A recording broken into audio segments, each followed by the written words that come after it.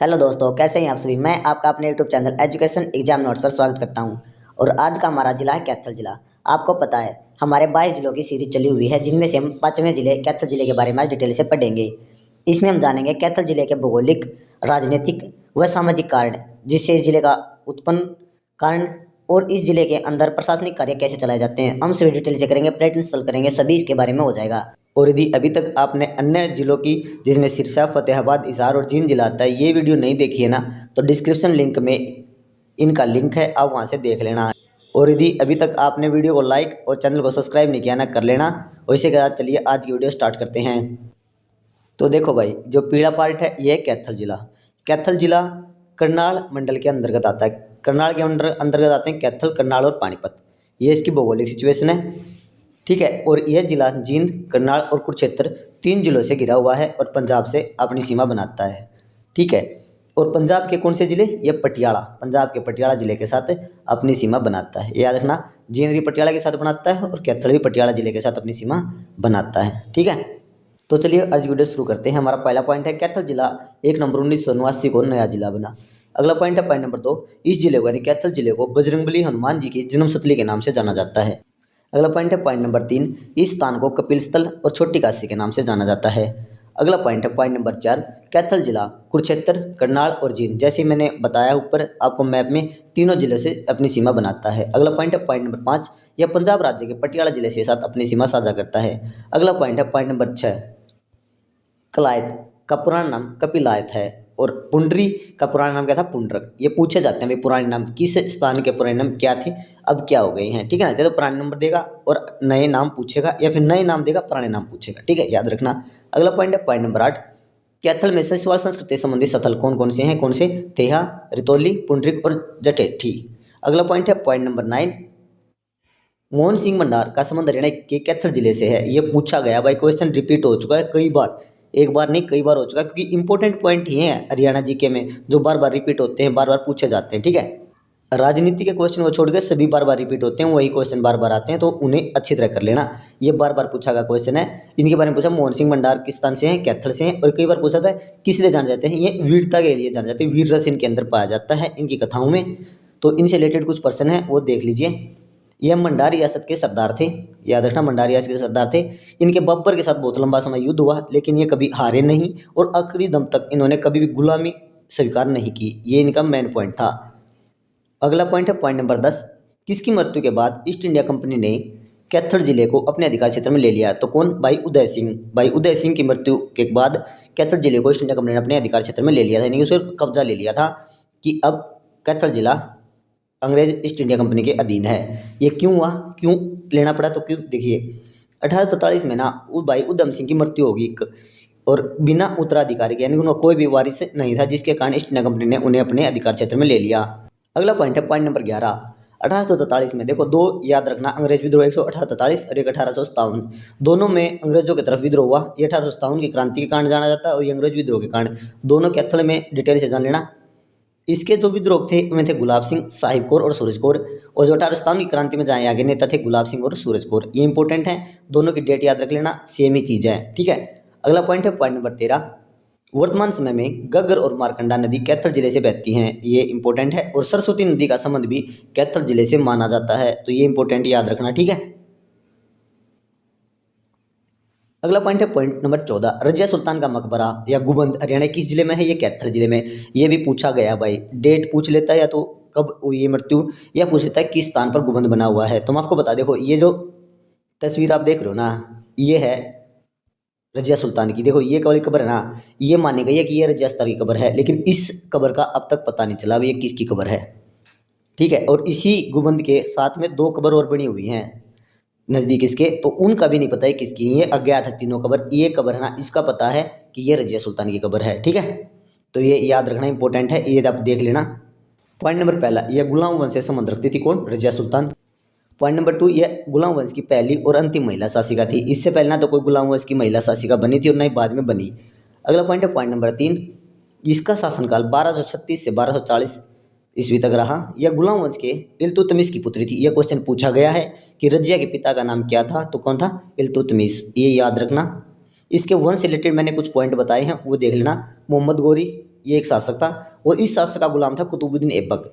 इसे गुलाम वंश का संस्थापक माना जाता है कुतुबुद्दीन ऐबक को। यह गोरी का गुलाम था, यानी कि मोहम्मद गोरी का गुलाम था।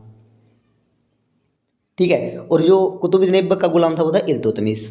ठीक है, इसीलिए इसे गुलाम कहा जाता है, क्योंकि यह कुतुबुद्दीन ऐबक का गुलाम था और मोहम्मद गोरी का ये गुलाम था, तो गुलामों का गुलाम इसलिए इल्तुतमिश को कहा जाता है। और इल्तुतमिश की पुत्री कौन थी? रजिया सुल्तान, ये याद रखना।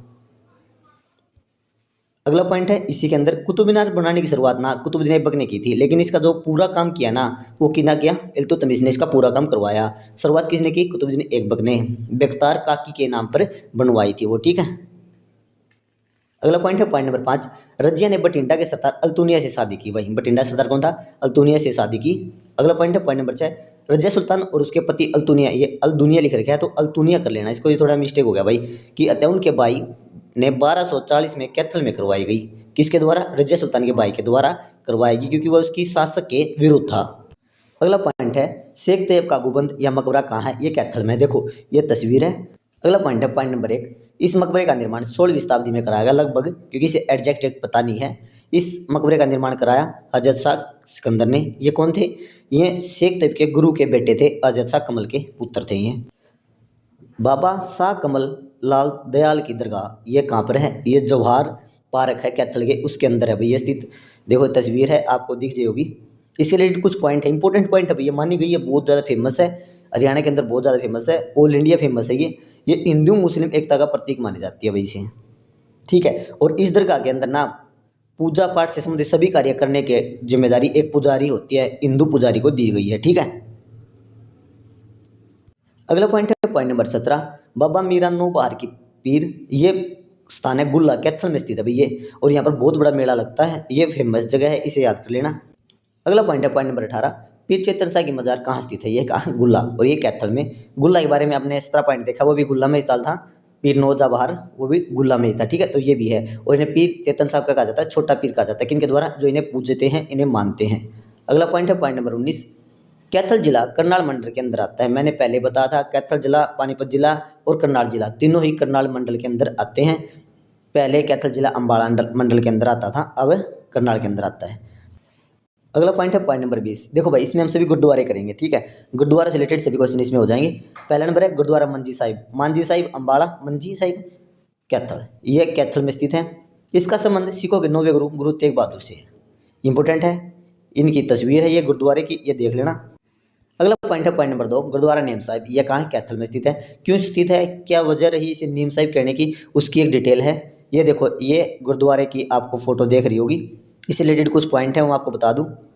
अगला पॉइंट है पॉइंट नंबर 1, इसका संबंध सिखों के 9वें गुरु गुरु तेग बहादुर से है। दूसरा पॉइंट है, यहाँ गुरु तेग बहादुर जी 3 दिन तक ठहरे थे।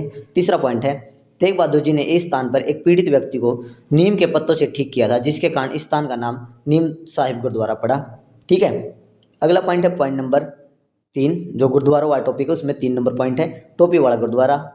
यह कैथल के शहर के मध्य में स्थित है, और इसके लिए जो फेमस है, ये गुरुद्वारे में रामायण ग्रंथ और गुरु साहिब ग्रंथ एक साथ पढ़े जाते हैं भाई। ठीक है, इसे टोपी वाला गुरुद्वारा कहा जाता है। ये भी पूछा गया है, गुरुद्वारों से रिलेटेड ना कोई भी क्वेश्चन मत छोड़ना, गुरुद्वारों से रिलेटेड हर एक पेपर में मिलेगा ही मिलेगा आपको, इंपॉर्टेंट पॉइंट है। ठीक है, अगला पॉइंट है पॉइंट नंबर 21, 2010 से माउंट एवरेस्ट पर चढ़ने वाली ममता सोदा संबंध हरियाणा किस जिले से है? ये कैथल जिले से। अगला पॉइंट नंबर 22, कैथल जिला क्षेत्रफल 2317 वर्ग किलोमीटर है। अगला पॉइंट नंबर 23, 2011 जनगणना के अनुसार इसकी जनसंख्या 10,72,861 है। 24वां पॉइंट है पॉइंट नंबर 24, 2011 जनगणना के अनुसार इसका जनसंख्या घनत्व कितना है? 463 व्यक्ति प्रति वर्ग किलोमीटर। अगला पॉइंट है पॉइंट नंबर 25, 2011 जनगणना के अनुसार इसका लिंग अनुपात कितना है? 881 महिलाएं प्रति 1000 पुरुष। अगला पॉइंट है पॉइंट नंबर 26, 2011 जनगणना के अनुसार इसकी साक्षरता दर कितनी है? 69.81%, इसे आप 70% भी बोल सकते हो। ठीक है, अगला पॉइंट है पॉइंट नंबर 27, नौकुंड। नौकुंड एक स्थल है, ठीक है ना, यह कहाँ कैथल में स्थित है। यह 9 कुंडों का संगम है, जिसका नाम सौरमंडल के 9 ग्रहों पर रखा गया है। इंपॉर्टेंट पॉइंट है, रिपीटेड पर्सन है, याद कर लेना, रट लेना इसको। ठीक है, अगला पर्सन है पर्सन नंबर 28, बालू का टीला, ये बालू गांव में है, ये कलायत कैथल के अंदर। इससे रिलेटेड कुछ इंपॉर्टेंट पॉइंट है, ये इंपॉर्टेंट है भाई क्योंकि यह हड़प्पा सभ्यता स्थल है। पॉइंट नंबर 1 है, यह हड़प्पा सभ्यता का एक स्थल है। यहाँ हवा से जमे रेत और बालू से बना टिब्बा है। पॉइंट नंबर 3 है मिट्टी, चूड़ियाँ, नरकंकाल, आभूषण, पत्थर के औजार और दीवार मुख्य अवशेष यहाँ से प्राप्त हुए हैं। बालू क्या है? हड़प्पा स्थल है, ये याद रखना इंपॉर्टेंट पॉइंट है और कलायत के क्षेत्र में पड़ता है कैथल में। अगला पॉइंट है पॉइंट नंबर 29, राज्य का पहला पशु विज्ञान केंद्र कहाँ है? ये कैथल में खोला गया है, इंपॉर्टेंट है। पहला पशु विज्ञान केंद्र कहाँ खोला गया? कैथल में। अगला पॉइंट है point number 30, indoor stadium Haryana किस जिले में स्थित है? कैथल में। देखो भाई, एक लाख कैथल में नहीं है, कैथल के अंदर है इंडोर स्टेडियम। इसके बाद गुड़गांव में भी है, पानीपत में भी है, सिरसा में भी है और भी बहुत सारी जगहों पे है, लेकिन ऐसा नहीं कैथल में ही है, लेकिन कैथल में इंडोर स्टेडियम है। ठीक है, ये इंपॉर्टेंट है, ये देखना इस साइड के होते हैं। इसके अंदर जो गेम होते हैं वो अंदर ही होते हैं भाई, ठीक है, इसके अंदर गेम अंदर कराए जाते हैं। अगला पॉइंट है पॉइंट नंबर 31, कैथल जिले में सर्वाधिक मात्रा में गुलाब के फूल उगाए जाते हैं। ठीक है, अगला पॉइंट है पॉइंट नंबर 32, सरस्वती वन्यजीव अभ्यारण्य, इसके बारे में सुना होगा। सरस्वती वन्यजीव अभ्यारण्य यह कहाँ है? कैथल में स्थित है। यह इसे अलग नाम से जाना जाता है, किस नाम से? सुयुनसर वन, इसे सुयुनसर वन भी कहा जाता है, इंपॉर्टेंट है। सरस्वती वन को क्या कहा जाता है? सुयुनसर वन भी कहा जाता है। ठीक है, अगला पॉइंट है पॉइंट नंबर 2, पहले इसे सरस्वती वृक्षारोपण कहा जाता था। 28 जुलाई 1988 को इसे सरस्वती वन्यजीव अभ्यारण्य कहा गया। 1988 से पहले क्या कहते थे? सरस्वती वृक्षारोपण, यानी कि वृक्ष लगाए जाते थे। उसके बाद 28 जुलाई 1988 को इसे सरस्वती वन्यजीव अभ्यारण्य का नाम दिया गया। ठीक है, अगला पॉइंट है पॉइंट नंबर 33, कोयल पर्यटन स्थल, ये कहाँ है? कैथल में। देखो भाई, कैसे कोयल और कैसे कैथल, इससे रिलेटेड कर लेना, वो जगह याद है। अगला है पॉइंट नंबर 34, महर्षि वाल्मीकि संस्कृत विद्यालय, ये कहाँ है? ये मुंडी और ये कैथल में स्थित है, बार बार पूछा जाता है। और नीलम, ये तो भाई एग्जाम में रिपीट हो चुका है, नीलम वाला तो नीलम विद्यालय विश्वविद्यालय कहाँ है? ये कैथल में है। अगला पॉइंट है पॉइंट नंबर 35, देहाती मेला हरियाणा के कैथल जिले में लदाना शहर में लगता है, ये भी इंपॉर्टेंट है। देहाती मेला पूछा गया है, कहाँ लगता है? लदाना शहर में। अगला पॉइंट है पॉइंट नंबर 36, श्री 11 रुद्री शिव मंदिर, यह कहाँ है? कैथल में। इससे रिलेटेड पॉइंट है, मैं आपको दिखा दूंगा। देखो ये तस्वीर है, ये जो शिवलिंग है ये 11 है, इनकी संख्या कितनी है? 11 है। ये इसका फ्रंट है, इन्हें देख लेना।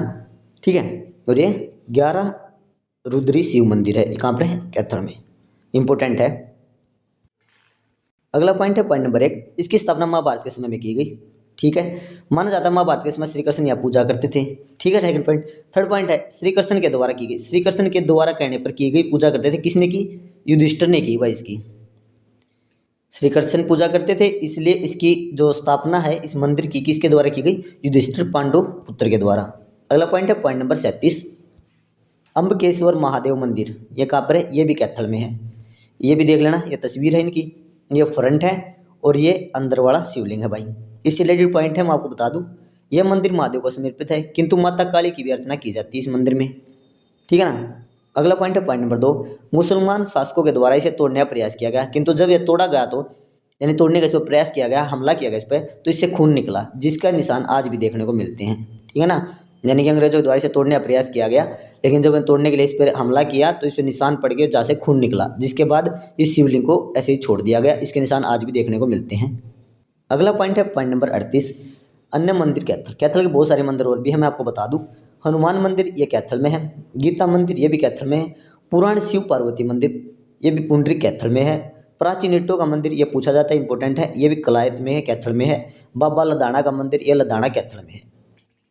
ठीक है, अगला पॉइंट है पॉइंट नंबर 39, मनोज कुमार एक मुक्केबाज रहे हैं, राजंद कैथल से रिलेटेड है, ये इनकी तस्वीर है, इनसे रिलेटेड पॉइंट है वो देख लेना।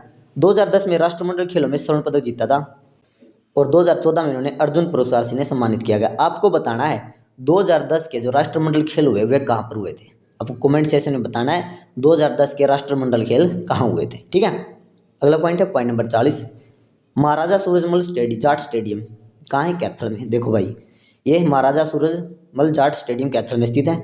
इसी के साथ ये वीडियो समाप्त होती है। इसमें हमने कैथल जिले से रिलेटेड सभी क्वेश्चन कर लिए हैं, चाहे वो मंदिर हो, चाहे पर्यटक स्थल हो, चाहे वह युद्ध हो, या फिर नॉर्मल क्वेश्चन जो हिसार, कैथल, जींद और अन्य जिलों से हमें बार बार पूछने को मिलते हैं, वे सभी क्वेश्चन हमने इसमें कर लिए हैं कैथल जिले से रिलेटेड। ठीक है ना, तो इसमें कराए गए सभी क्वेश्चन इंपॉर्टेंट हैं। और यदि आप अन्य जिलों की वीडियो देखना चाहते हैं तो वीडियो के डिस्क्रिप्शन बॉक्स में उसका लिंक है, वहाँ से जाके देख लीजिए।